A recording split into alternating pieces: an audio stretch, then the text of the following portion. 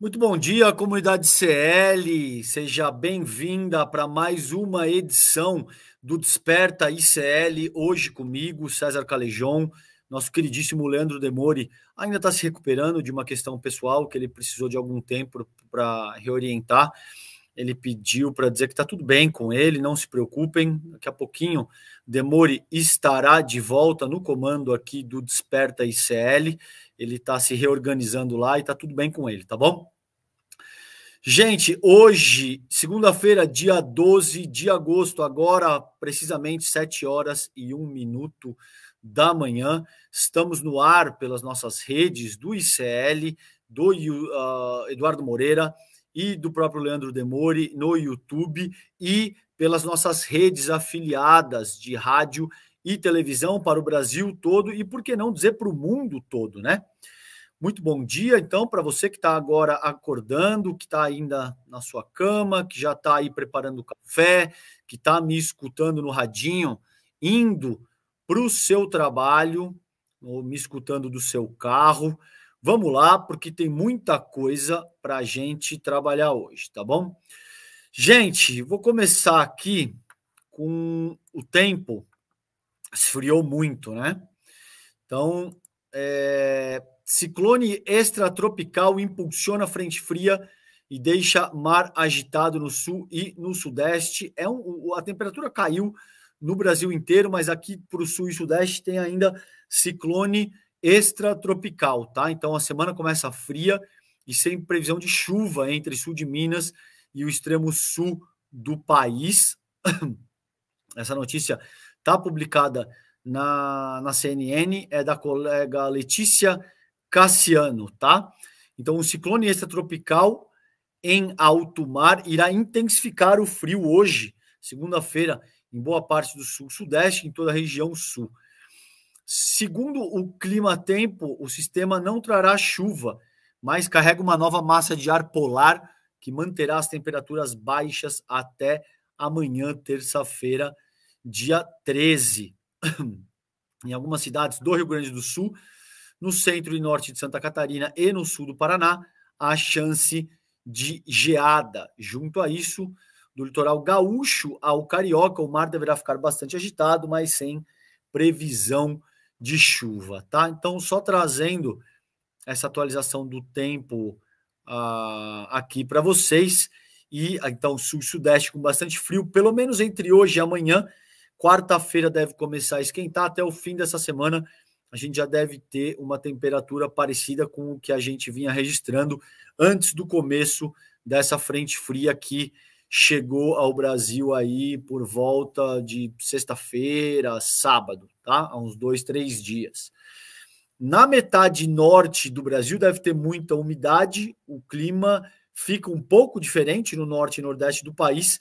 Essas regiões poderão ver pancadas de chuva passageiras em todo o litoral, mas sem grandes acumulados em nenhuma localidade. A semana começa abafada, com possibilidade de chuva logo de manhã, por exemplo, em Manaus, Boa Vista e Santarém. O dia pode começar com temperaturas mais amenas no sul de Rondônia e no Acre, mas esquenta durante o dia e não chove. Então, tá aí uma mapinha do tempo indicando sem risco de chuva, observação, atenção, alerta, emergência, aonde pode ou não chover. Se você me escuta do sul, sudeste do país, saiba que está muito frio, deve ficar muito frio até amanhã ou quarta-feira. E se você está no norte e no nordeste do país, deve ter temperaturas mais amenas, mais altas, mas muita umidade, tá bom? Gente, bom dia para você que está chegando agora, 7h05. Desperta ICL hoje comigo, eu estou substituindo temporariamente o Leandro Demori, ele teve uma questão para cuidar, mas está tudo bem com ele, daqui a pouquinho ele está de volta aqui no comando do programa, tá? Até agora eu tratei de um ciclone extratropical que está impulsionando uma frente fria no sul e no sudeste do país, e no norte e no nordeste as temperaturas estão um pouco mais altas, mas deve ter muita umidade, tá? Agora no site iclnoticias.com.br, que vocês já sabem, é um site absolutamente completo, com o trabalho sob o comando do nosso queridíssimo Chico Alves e um time de craques que trabalha com afinco para trazer notícias confiáveis, atualizadas e muitas vezes antecipando, gente, o que a mídia corporativa traz posteriormente, tá? Então vocês já sabem. Para se manter bem atualizado, bote aí no seu navegador entre os favoritos iclnoticias.com.br. Vou pedir desculpa para vocês, eu vou ter que tomar água com bastante frequência aqui hoje, porque o clima está muito seco e gargantas, vias aéreas, fica tudo ressecado, tá? Aliás, é uma dica para você que está me escutando nesse momento, tome muita água nessa época do ano. Se você vê que o nariz está sangrando, os filhos, os parentes estão com dificuldade de respirar, ponha um umidificador de ar no quarto, principalmente no quarto quando você for dormir. Se não tiver isso, se for muito caro, põe uma bacia d'água mesmo, que é o que eu faço, tá? Um balde d'água do lado da cama, que ajuda a respirar um pouco melhor nessa época tão seca do ano. Gente, vamos lá para o site do iclnoticias.com.br.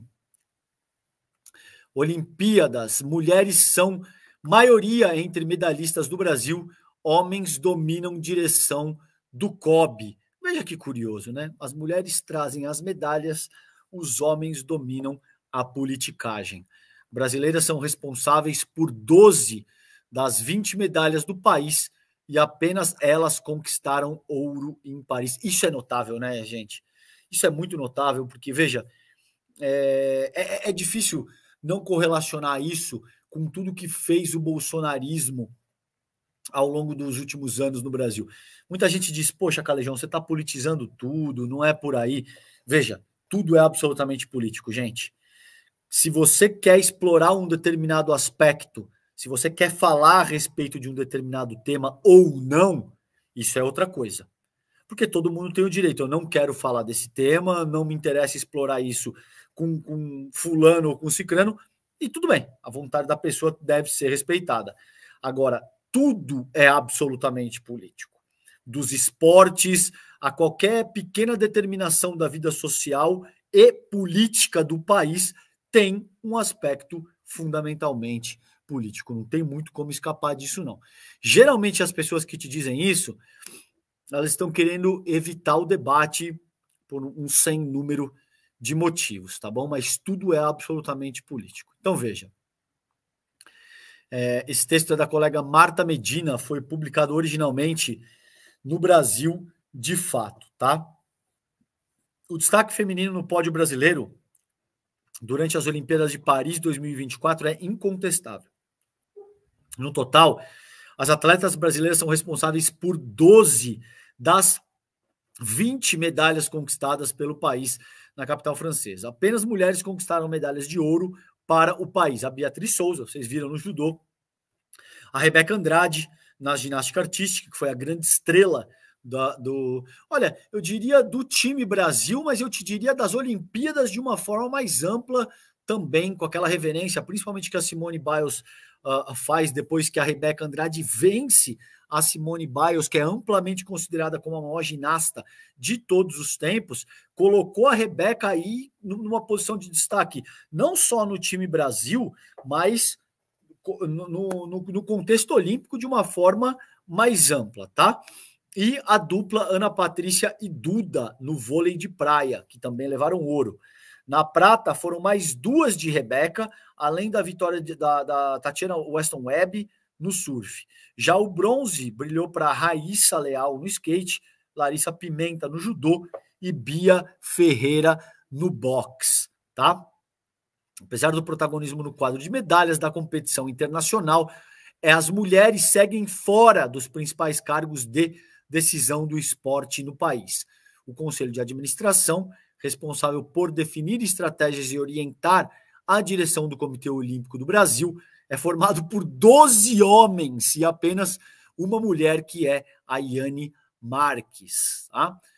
Então, assim, eu quis trazer isso para vocês porque eu achei que era uma forma de alguma forma, dar um panorama geral de como é que foi a nossa atuação nas Olimpíadas. A gente não bateu o recorde de medalhas, acho que o recorde, se eu não me engano agora de cabeça, gente, são 22 medalhas que o Brasil conquistou. No quadro de classificação geral, ficamos na 20ª colocação, com Estados Unidos e China empatados com 40 medalhas de ouro em primeiro, mas os Estados Unidos ficando em primeiro no desempate por conta de ter mais medalhas em geral. De medalhas em geral, o Brasil ficou na 13ª posição, tá? Mas porque a gente teve 3 ouros, a gente ficou na classificação na 20ª colocação. Então, tem essa questão que é profundamente política, não tem como fugir disso. Tem 12 homens, né, no Conselho Administrativo do COB, 12 homens e apenas uma mulher. No Conselho Fiscal, há 6 homens e uma mulher. Apenas comissão dos atletas, formada por grandes destaques do esporte nacional, que tem um grande número de mulheres entre os representantes. Dos 27 atletas dessa comissão dos atletas, 13 são mulheres, incluindo Ana Sátila na canoagem, slalom, Hortência Marcari no basquete e Jade Barbosa na ginástica olímpica. Entre as confederações ligadas ao COB, que representam as diferentes modalidades esportivas, o cenário se mantém. 32 são presididas por homens e apenas 2 por mulheres, tá? Então, assim, é isso. Não tem muito como fugir da análise que faz a professora Celi Tafarel. Ela é professora e primeira mulher a dirigir uma entidade científica na área da ciência do esporte no Brasil, o CBCE, Colégio Brasileiro de Ciências do Esporte. Abre aspas para ela diz: tem suas determinações imediatas na estrutura esportiva ocupada predominantemente por homens que limitam, inibem, obstaculizam, a participação das mulheres na gestão administrativa esportiva, tá? Então, tá aí, as mulheres trazendo as medalhas do Brasil e ainda assim sendo negligenciadas no que diz respeito aos seus espaços de poder, considerando os rumos que o esporte nacional segue. Então, veja, se a gente tivesse... É isso aí, gente. Eu falei 3 medalhas de ouro, tá? Das mulheres. Então, se a gente tivesse as mulheres conduzindo os rumos administrativos do esporte, talvez a gente também tivesse um resultado muito mais expressivo. E agora, vamos olhar, é óbvio que isso depende de uma pressão societária. Vamos ver se com esse resultado absolutamente formidável das mulheres brasileiras, a sociedade exija que as mulheres ocupem espaços de poder, não só no COB, mas na política institucional de forma mais ampla e em cada pequeno espaço de poder aonde o poder está a ser exercido, tá bom? Gente, 7h15 nesse momento. Para você que está chegando agora, bom dia. César Calejão, hoje comigo, brevemente substituindo o Leandro Demori, que está se recuperando de uma questão pessoal, mas está tudo bem com ele. Daqui a pouquinho ele estará de volta aqui com vocês. Nesse momento, gente, eu vou pedir para o Jimmy rodar um trailerzinho que a gente tem, um documentário maravilhoso, uma produção original ICL, que Vai para Cuba, Eduardo. A gente teve uma premiere aqui em São Paulo na semana passada. Eu fui assistir o filme no dia 8, na quinta-feira. Me emocionei, aprendi demais com a visita do Edu Moreira e da Ju Baroni, que é a diretora do filme A Cuba. Tá imperdível. Esse documentário estreia amanhã, dia 13, e eu vou pedir para o Jimmy passar o VTzinho agora para vocês entenderem do que se trata, tá bom? Vamos lá, Jimmy. Escravidão no século XIX, a independência liderada por José Martí e a Revolução Cubana liderada por Fidel Castro e Che Guevara, Cuba é uma síntese dos conflitos da história contemporânea no mundo. E é isso que interessa entender quando a gente quer entender por que Cuba é tão embargada e bloqueada pelos Estados Unidos e seus interesses escusos. Cuba representa o coração da luta pela emancipação do povo do mundo.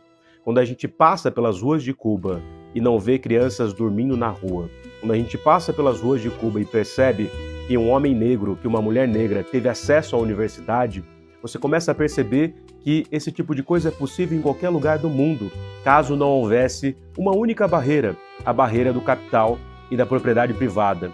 Ou seja, Cuba representa, mesmo embargado, uma resistência inacreditável e invisibilizada pelo poder do capital. Eu sou o Lindené Pareto, historiador, curador acadêmico no Instituto Conhecimento Liberta, e tenho um convite especialíssimo para vocês. No dia 13 de agosto, uma terça-feira, às 20 horas, o ICL vai exibir o seu primeiro documentário internacional, Vai para Cuba, Eduardo. Um documentário fundamental para você que quer entender, afinal, quais são as grandes disputas políticas do mundo contemporâneo. A gente espera vocês no dia 13 de agosto. Um beijo no coração e até já.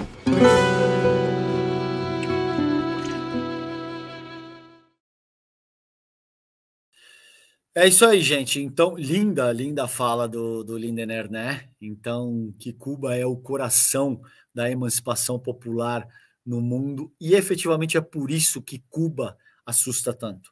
É por isso que José Martí assusta tanto. Martí era um cara que insistia muito na dimensão da cultura, do conhecimento, do estudo como fonte primária para a emancipação popular do seu próprio povo e basicamente de qualquer povo e de qualquer ser humano que pretenda se emancipar, que pretenda se livrar da dominação de quem quer que seja. Essa é uma dimensão absolutamente fundamental.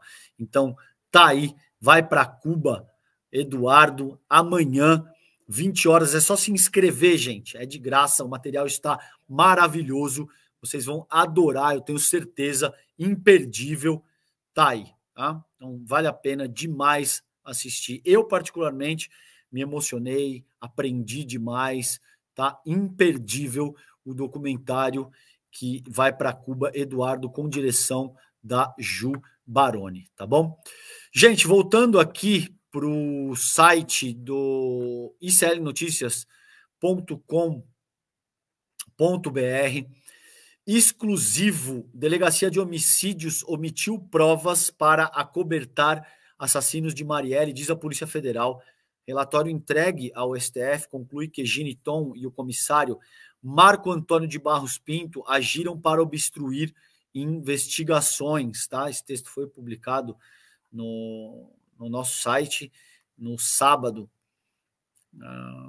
4h37 da manhã, por Chico Otávio, o colega Chico Otávio. Então, um clima de indignação e luto tomava conta do Rio de Janeiro no fim de março de 2018, né, após as mortes aí da Marielle e do Anderson, que era o motorista dela, ao encontrar dois colegas da porta da chefia da Polícia Civil, na Rua da Relação, no centro da cidade, o delegado Marcos Amin, então lotado na 27ª DP, Vicente de Carvalho, zona norte do Rio de Janeiro, abriu uma das mãos e, contando os dedos, afirmou que só 5 pistoleiros poderiam ter cometido aquele tipo de crime.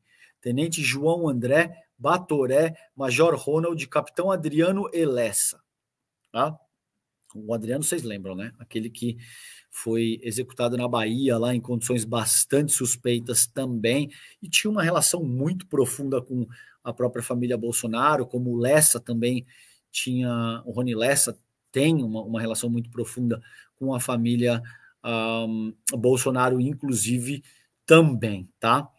Então, gente, eu quis trazer brevemente essa notícia para que vocês acessem o site do iclnoticias.com.br, dando conta de como a Delegacia de Homicídios omitiu provas para acobertar assassinos de Marielle. É óbvio que essa história da Marielle envolve todo o submundo do crime organizado no Rio de Janeiro. Isso não para no Rivaldo Barbosa, isso não para no Rony Lessa, isso não para, sabe, nos executores que conduziram efetivamente a ação ou que trabalharam para ocultar o crime posteriormente. É uma questão aí que envolve muito provavelmente todas as estruturas do submundo do crime no Rio de Janeiro. E é claro que essa rede miliciana atua de uma forma absolutamente corporativista, no sentido de se defender, no sentido de defender as estruturas que a sustentam, tá bom? Vale a pena a leitura na íntegra desse material. Eu não vou ter tempo para explorar isso integralmente com vocês no Desperta de hoje, mas vale muito a pena a leitura de como a Delegacia de Homicídios omitiu provas para cobertar aí os assassinos do caso Marielle e Anderson, segundo a Polícia Federal, tá? Gente, ainda no site iclnoticias.com.br, agressão de Alberto Fernandes não me surpreende, explico o porquê. Então, a Gabi Varela explicando por que a agressão do ex-presidente argentino Alberto Fernandes à própria mulher não a surpreende.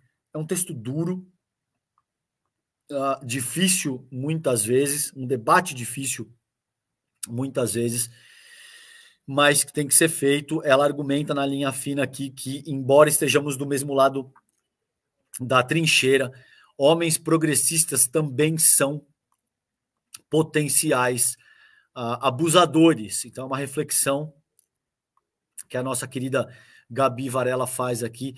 O Alberto Fernandes ainda depois diz que a mulher estaria roxa por conta de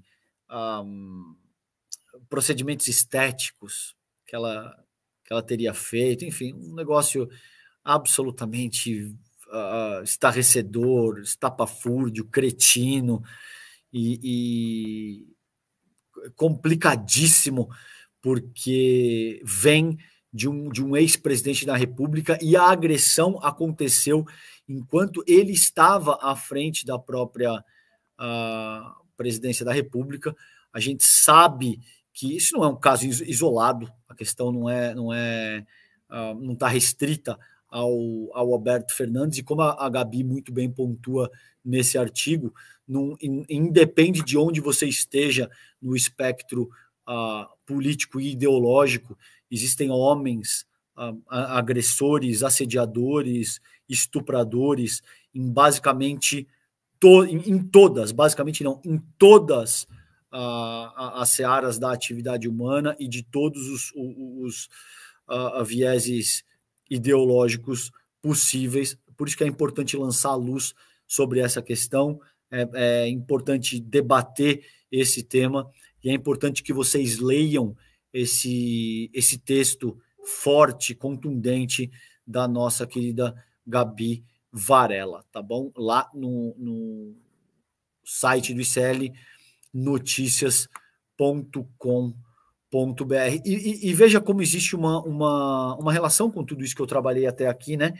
Porque quando a gente diz que as mulheres são as principais medalhistas, as únicas a trazerem ouro para o Brasil, e elas continuam subrepresentadas politicamente no esporte, na política institucional, nas posições de poder no mercado corporativo, fundamentalmente em todas as searas da vida social, política e econômica da nação, é de se esperar que você vai ter um nível de feminicídio, de agressão, de violência doméstica que corresponda a essa a subrepresentação que está determinada por um mundo, sim, patriarcal, violento.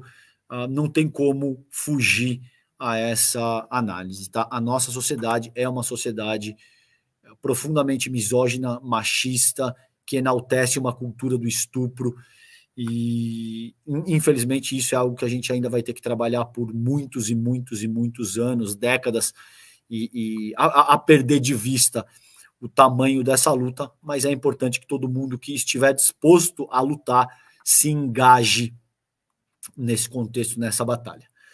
Tá bom?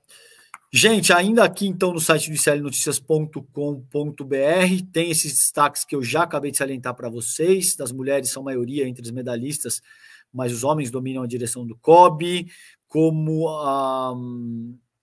tem a questão do caso Marielle. Começa hoje a audiência de instrução e julgamento do caso da Marielle Franco no STF. Eu também dei destaque para como a Delegacia de Homicídios omitiu provas para cobertar assassinos da Marielle, segundo a PF, e os artigos aqui, esse da Gabi Varela, que eu acabei de falar para vocês, e vários outros artigos aqui sobre o oportunismo do Bolsonaro, por exemplo, tentando agora leiloar as joias para doar o valor à Santa Casa, onde ele foi atendido depois da facada.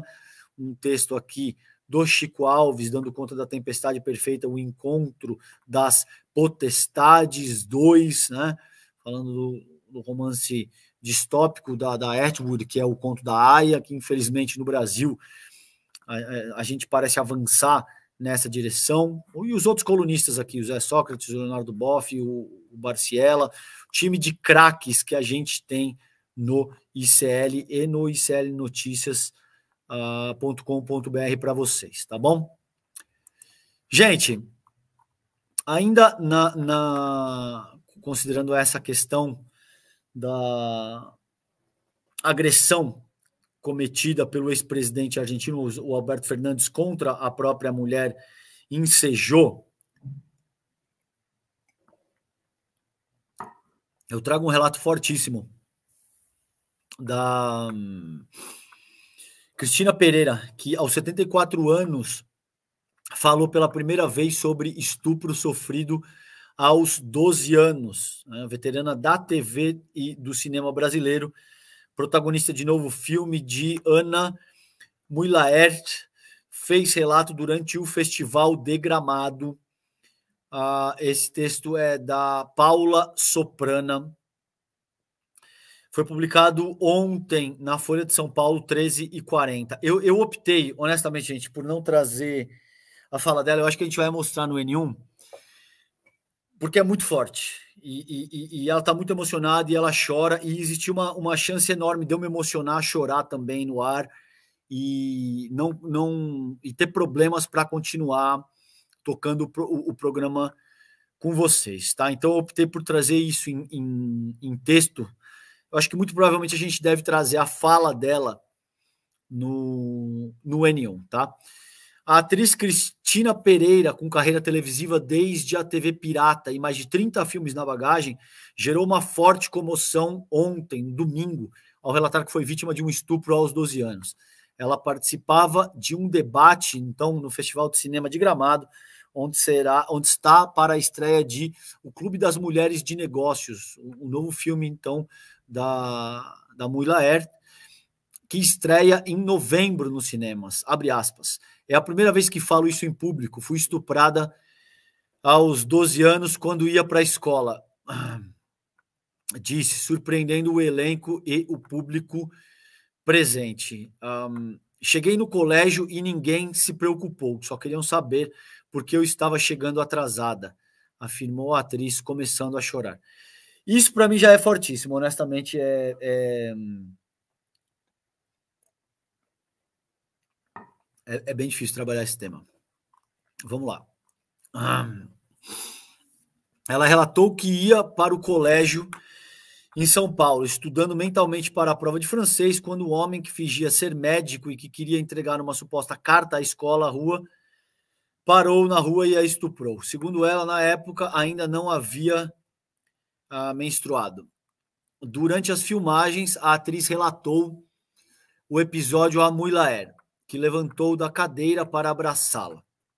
Vários integrantes do elenco, majoritariamente feminino, como Irene Ravache, Luiz Cardoso, Catiúcia Canoro, além do ator Luiz Miranda, se emocionaram.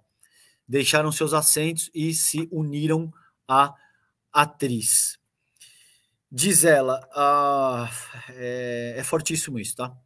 Eu não sabia nada de sexo e não sabia o que aquele homem tinha feito comigo. Aspas para ela.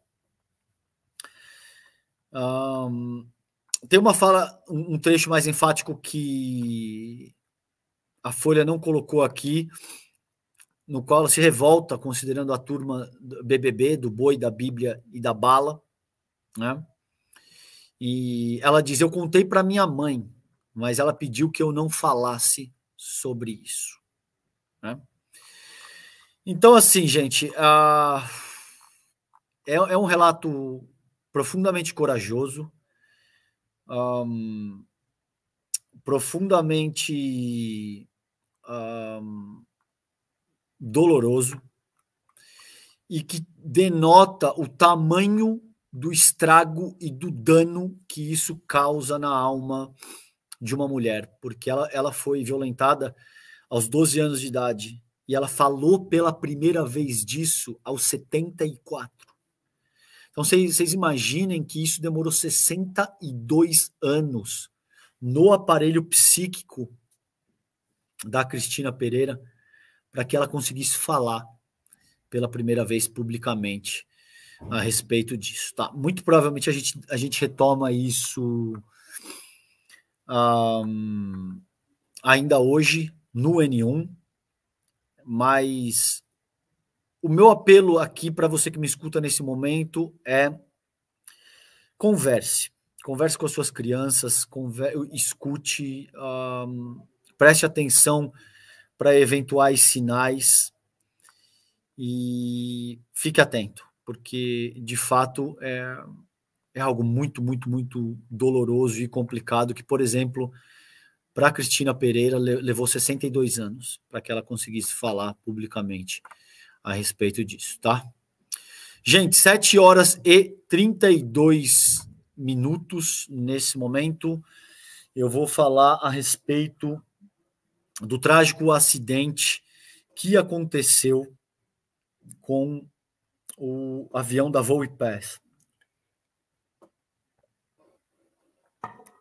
Eu quero começar esse análise dessa pauta prestando a minha solidariedade às famílias, aos amigos das 62 pessoas que perderam as suas vidas tragicamente nesse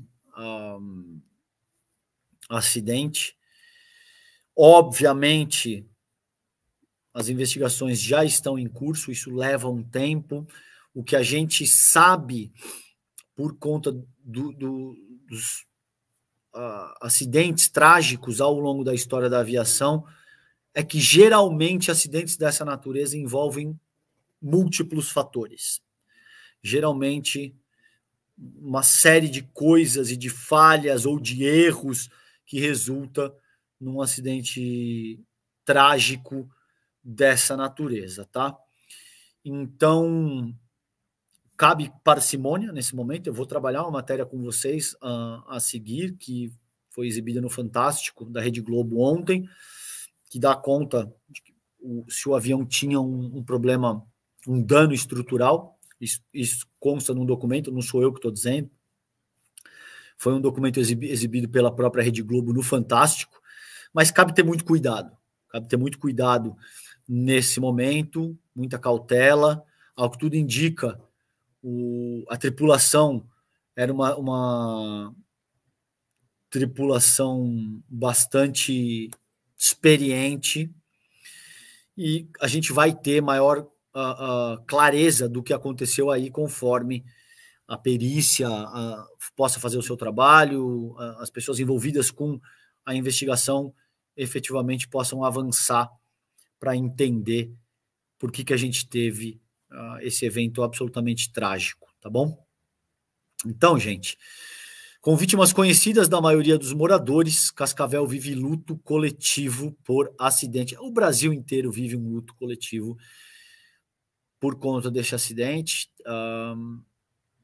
Com 348 mil habitantes, a cidade perdeu médico radiologista, escrevente de cartório, influenciadora e professores. Esse texto é da colega Mariana Zilberkamp e está publicado na Folha de São Paulo, foi publicado ontem, 23 horas. Se fosse uma família, Cascavel, no oeste paranaense, teria perdido 24 das 62 vítimas da queda do avião da Voo e Pass que vivam na cidade ou em municípios vizinhos e eram conhecidas da população, que vive uma espécie de luto coletivo, com um pouco mais de 348 mil habitantes. O município não é necessariamente considerado pequeno, mas o clima de vila interiorana permite que boa parte dos moradores conheça alguém próximo das vítimas, algumas delas ilustres, como o médico radiologista da cidade, a escrevente do cartório e a influenciadora que dava dicas de nutrição nas redes sociais. O médico José Roberto Leonel Ferreira, conhecido como Doutor Leonel, mantinha havia 27 anos o centro de imagem que leva seu nome no centro de Cascavel. E viajava a São Paulo para passar o Dia dos Pais com o filho e o neto recém-nascido. Adesivos de laços pretos foram colocados na entrada da clínica em homenagem a ele. O Dr. Leonel também é figura conhecida em Cascavel por ter formado uma geração de colegas de profissão como professor de medicina e residência médica na Universidade Estadual do Oeste do Paraná, a UniOeste. E aí, funcionária de uma pet shop, a Ana Lívia Silvia, 24, ficou espantada quando soube que uma das clientes, Simone Risenthal, estava entre as vítimas. Então, Cascavel e o Brasil inteiro de luto nessa segunda-feira por esse evento trágico, né, que deixou 62 pessoas mortas, 58 passageiros e 4 tripulantes, né? E a coisa ainda está... O modelo é o ATR 72-212A, é um turbo-hélice comercial bimotor de médio porte, tá aí as medidas da aeronave, ele tem 27,5 metros de asa a asa, e ele tem 27,17 metros de comprimento por 7,65 metros de altura. O avião comporta 68 passageiros na sua configuração padrão.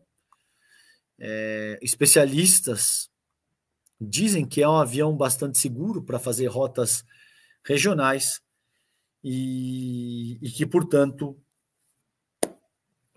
as investigações precisam avançar para que, de fato, a gente entenda o que é que aconteceu nessa ocasião, tá? De novo, antes de avançar nessa pauta, eu quero repetir o que eu já disse no começo.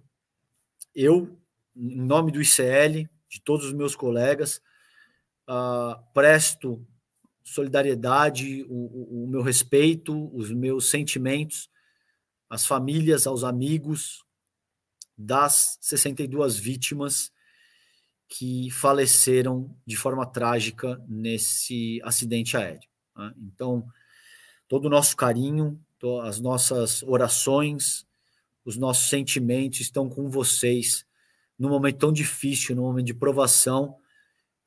Eu e o time do ICL pedimos que Deus conforte os corações de vocês e que sigamos juntos num momento tão difícil, tá? Gente, ainda sobre essa pauta, agora no UOL, avião que caiu em São Paulo passou por manutenção após dano estrutural, entre aspas, diz TV, essa matéria do Fantástico, tá?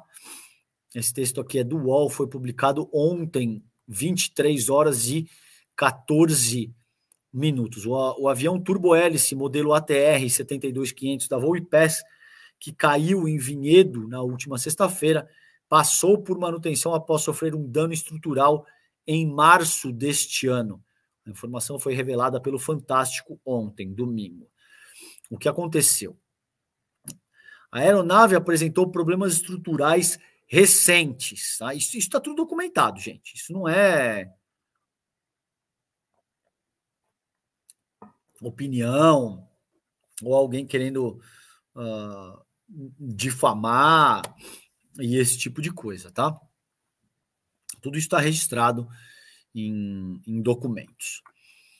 Falhas no ar-condicionado e no sistema hidráulico, além de um contato anormal com a pista, são alguns dos defeitos revelados pelo Fantástico. Ou seja, já não é mais a questão só do ar-condicionado, porque imediatamente, logo após o acidente, houve uma especulação de que não, o ar-condicionado não estava funcionando, mas isso não significa lá grande coisa e tal. O avião poderia voar com segurança sem o ar-condicionado. Ok. O problema é que aí começam a aparecer uma série de coisas que dão conta a respeito de problemas estruturais, falha no sistema hidráulico, problema considerando um contato anormal com a pista, enfim. Aí já não é mais só o ar-condicionado. Tá? Segundo essa matéria do Fantástico, esses problemas tiveram início no dia 11 de março deste ano. O Fantástico exibiu esse relatório e mostrou que houve um contato anormal da aeronave com a pista na hora do pouso, em uma viagem de Recife para Salvador. A cauda do avião teria se chocado com a pista e tudo isso que eu estou falando é em tese e tem embasamento nesses documentos que foram apresentados pelo Fantástico. Tá? Essa batida teria causado um dano estrutural na aeronave, segundo foi relatado pelo próprio sistema de manutenção da empresa. Tá? O Fantástico mostrou o laudo, inclusive. A aeronave ficou estacionada na capital baiana por 17 dias, até 28 de março, e depois desse período o avião teria passado por concertos na oficina da Volipés em Ribeirão Preto. Ela volta, essa aeronave, que tem prefixo PSVPB, volta a voar no dia 9 de julho. No primeiro voo de Ribeirão Preto para Guarulhos, houve uma despressurização, apurou o Fantástico. Então, prestem atenção, né? Porque agora a gente já está falando do ar-condicionado que não funciona, problemas no sistema hidráulico, um dano estrutural na cauda, considerando o impacto contra a pista, caso de despressurização, enfim. Então, aí é um conjunto de coisas que a aeronave já vinha apresentando. Vídeos de passageiro dizendo: eu estou com muito medo porque essa aeronave é muito velha, tem assento quebrado. Você tem pessoas que demonstraram assentos que estavam quebrados e sem manutenção. E denúncias, gente, de próprios funcionários da companhia aérea dizendo que algumas aeronaves, os próprios funcionários não entendiam como aquela aeronave ainda conseguia voar. Né? Tamanho estado de precariedade. Isso são relatos de funcionários da companhia, tá? Não sou eu que estou dizendo. O Fantástico da Rede Globo de ontem, domingo, trouxe esses relatos, naturalmente ocultando a identidade, preservando a imagem e a voz das pessoas, mas funcionários dizendo sim que alguns aviões ali nem eles entendiam como que ainda estavam voando, tá bom? Então, de novo, gente, vamos aguardar. Naturalmente, a investigação precisa seguir para que a gente possa entender o que aconteceu, né? E seria precipitado e imprudente e leviano afirmar qualquer coisa de forma categórica. Contudo, existe aí sim um conjunto de coisas que deve ser ponderadas.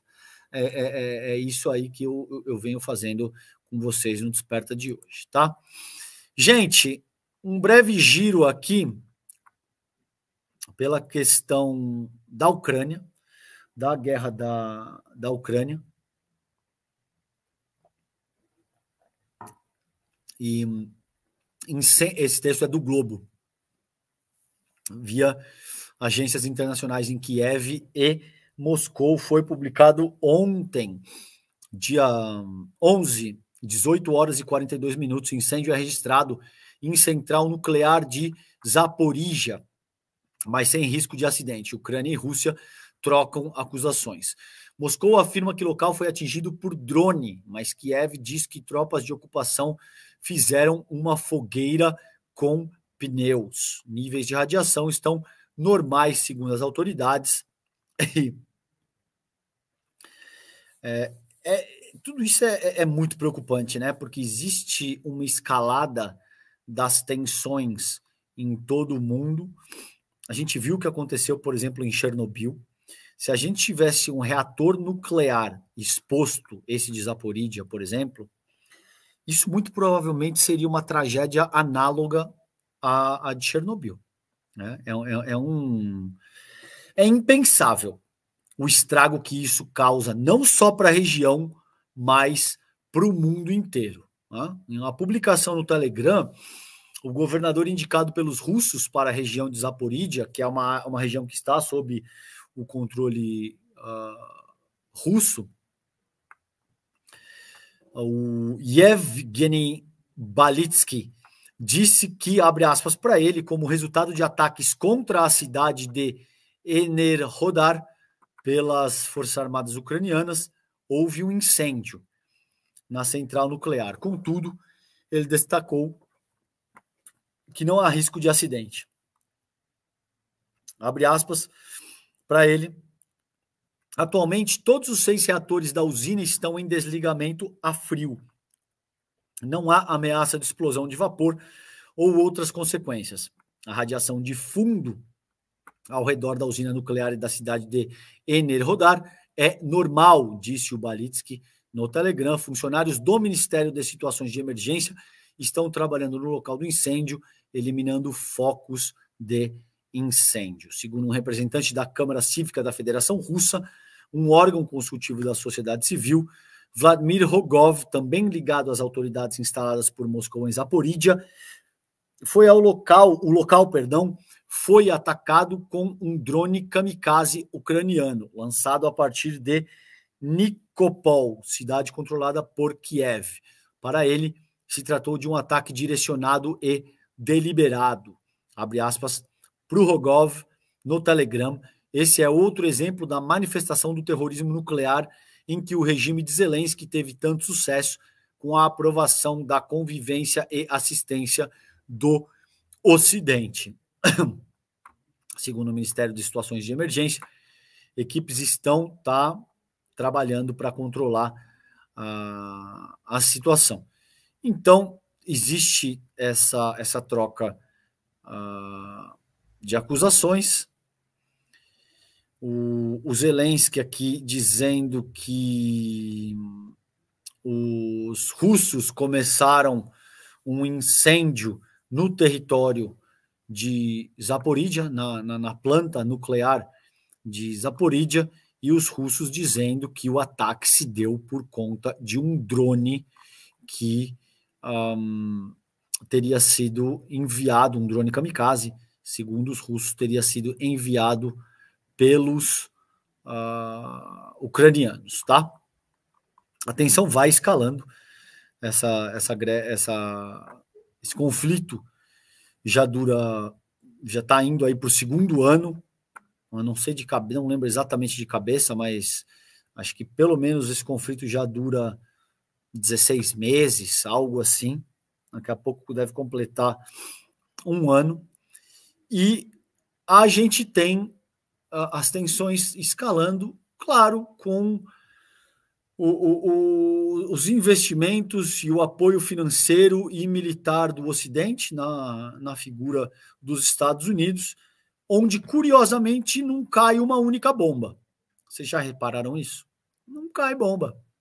Não, os Estados Unidos, ao longo dos últimos 100 anos, estão envolvidos em virtualmente todos os conflitos armados do planeta Terra. Eles invadiram pelo menos 70% dos países no mundo, os estadunidenses. Eles desestabilizaram regimes democraticamente eleitos em todas as partes do mundo também. Na América Latina e na América do Sul, então, é mais fácil contar qual país não sofreu ingerência direta dos Estados Unidos do que ter que listar quais países foram efetivamente invadidos e ou desestabilizados pelo regime estadunidense ao longo dos últimos 70 anos, 80 anos, desde o fim da Segunda Guerra Mundial em 1945. E apesar disso, não caiu uma única bomba. Você nunca viu Washington ser bombardeada, já viu? Já viu o Central Park ser bombardeado? A Califórnia ser bombardeada? Não viu. E a despeito de tudo isso, é incrível que os estadunidenses conseguiram organizar uma máquina de propaganda tão forte, tão eficiente ao longo dos últimos 100 anos, na figura de Hollywood, principalmente, que a despeito de invadir, bombardear, desestabilizar o que eles estão fazendo, por exemplo, em Gaza agora, apoiando Israel, ao que tudo indica, milhares. Os números oficiais estão em 40 mil mortos, 2/3 de mulheres e crianças. Mas tem uma publicação de uma revista científica, acho que está na Lancet, isso eu não lembro de cabeça. Amanhã eu trago para vocês certinho. Segundo a Lancet, por exemplo, existem estudos que demonstram que as mortes podem passar de 175 mil. 175 mil. 2/3 mulheres e crianças. Em pouco mais de 10 meses. No genocídio israelense em Gaza. Com o apoio direto, militar, estratégico, econômico, de todas as ordens dos Estados Unidos. Apesar disso, os Estados Unidos conseguem continuar se vendendo como os bastiões da democracia e do mundo livre. Eles conseguem se vender como a polícia do mundo que tem que tomar conta do planeta mesmo, porque caso contrário seria pior. O planeta estaria à mercê de regimes autocráticos e de ditadores. Esses são termos que são reservados para os inimigos dos Estados Unidos. E a nossa mídia corporativa ocidental, não só a brasileira, atua invariavelmente ligada a Washington. Atua invariavelmente no sentido de defender os interesses de Washington, principalmente porque atua no sentido de defender o interesse do capital financeiro. Né? E o centro financeiro do mundo gira ao redor do capitalismo anglo-saxão. Então você nunca vai ver. Você nunca vai ver análise crítica em mídia hegemônica corporativa criticando o banco, criticando grandes bancos, criticando os Estados Unidos como um regime genocida, autoritário, que tem fundamentalmente um único partido da guerra, dividido em duas alas, uma republicana, a outra democrata, e não é um regime que sequer elege a pessoa que foi mais votada via voto popular, hein? Agora, você nunca vai ouvir esse tipo de questionamento e qualquer tipo de crítica mais incisiva, considerando o regime estadunidense, tá? Principalmente porque existe todo esse neocolonialismo mental, o Tom Cruise descendo via rapel nas Olimpíadas, enfim, é esse tipo de coisa aí. É muito difícil, isso vai levar muitos anos aí a perder de vista também. Agora, em algum momento a gente precisa começar, né? Em algum momento a gente tem que trabalhar esse tipo de coisa, tá? Gente, ainda no cenário internacional, o Zelensky admite ataque à Rússia e diz que está empurrando a guerra ao território do invasor. Está na Globo News, no G1, perdão. Imagine se o Iraque resolvesse fazer a mesma coisa. Vocês já imaginaram? O Afeganistão resolvesse fazer a mesma coisa? Como é que seria isso? Imagina se cada país que foi invadido pelos Estados Unidos ao longo dos últimos 70 anos decidissem empurrar a guerra para o território do invasor. Ia faltar território dos Estados Unidos para as pessoas, para os países e as pessoas que foram agredidas poderem retaliar, gente. Honestamente, se cada país que foi agredido e invadido pelos Estados Unidos decidissem que agora é nossa vez de empurrar a guerra ao território do invasor, eu estou negando que isso seja um direito de quem quer que seja agredido? Não, é um direito. Quem quer que seja agredido, você tem, por exemplo, direito à legítima defesa, é um parâmetro do direito natural, inclusive. Não tem como negar o direito à legítima defesa. O problema é que, invariavelmente, no Ocidente, a coisa é contada de uma forma bastante parcial, bastante enviesada, que pintam os Estados Unidos e os seus aliados como os bons moços da história, que estão defendendo a democracia e o mundo livre e etc., mesmo quando eles são flagrados com helicópteros Apache estraçalhando jornalistas, crianças e civis de forma deliberada, que é o que o trabalho do Julian Assange, por exemplo, demonstrou, entre muitas outras coisas. Tá? Não vou me alongar porque está acabando o programa. Mas é isso aí, tá bom? Então tem essa questão aí, o conflito segue.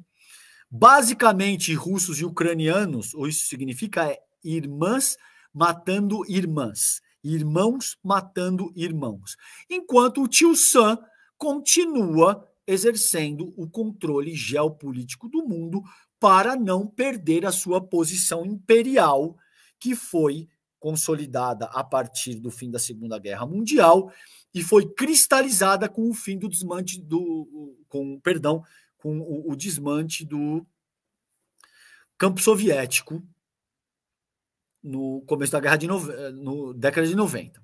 Tá? Então, ali em 1991, se eu não me engano, foi o desmonte do campo soviético, os Estados Unidos passam a dar as cartas de forma unilateral.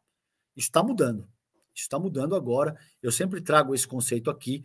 Tem o Sanjay Baru, diz que existe um novo contexto da governança global sendo exercida segundo o que ele chama de bimultilateralismo, com Estados Unidos e os seus aliados de um lado, China e os seus aliados do outro. Você pode olhar, por exemplo, veja que interessante, não vou ter tempo de me aprofundar aqui, mas o quadro de medalhas nas Olimpíadas reflete isso prontamente, esse conceito de bimultilateralismo ao qual eu me refiro aqui. Você teve China e Estados Unidos virtualmente empatados com 40 medalhas de ouro cada, e os Estados Unidos desempatando por conta de ter mais medalhas de forma geral, mais medalhas de prata e de bronze. A questão aí, gente, é que China, a essa altura, é uma força hegemônica, e isso também é questionável, mas é uma força hegemônica ascendente, enquanto os Estados Unidos enfrentam a sua derrocada e o poder militar, econômico, para todos os efeitos midiático, etc., dos Estados Unidos jamais será o que foi ali durante a segunda metade do século XX, começo do século XXI, tá? Gente, com isso eu vou encerrando o programa de hoje com vocês. Tem muita coisa que eu quero trabalhar, a gente vai trabalhar ao longo dessa semana. Tem uma questão de Gaza que eu quero trazer para vocês, o genocídio dos israelenses contra os palestinos continua, com o aval, com o apoio, com o suporte dos estadunidenses. Nada disso é por acaso, tudo isso faz parte desse jogo geopolítico mais amplo ao qual eu me refiro aqui, e eu devo trazer isso para vocês ainda essa semana, tá bom? Por hoje eu vou encerrando por aqui. Agora vocês ficam com o ICL Notícias, primeira edição, o N1, primeira edição, e daqui a pouquinho, às 9 horas, eu volto também no N1, o ICL Notícias, primeira edição, tá bom? Um beijo grande para vocês, boa segunda-feira, fiquem bem, tchau, tchau. Entre a utopia e o inferno, essa é a situação de um país que desperta tantas paixões, amado por tantos, odiado por outros. Estamos falando de Cuba. No dia 13 de agosto, uma terça-feira, às 8 horas da noite, o ICL, Instituto Conhecimento Liberta, tem o prazer de lançar o seu primeiro documentário internacional. Uma superprodução. Vai para Cuba, Eduardo! Dos mesmos montadores de Lei da Selva e Tropa de Elite 2, do mesmo roteirista brasileiro que concorreu ao Oscar, um filme que vai ficar marcado para sempre na sua cabeça. Não perde não, é uma exibição única. Chame seus amigos e amigas para assistir também. Dia 13 de agosto a gente está junto.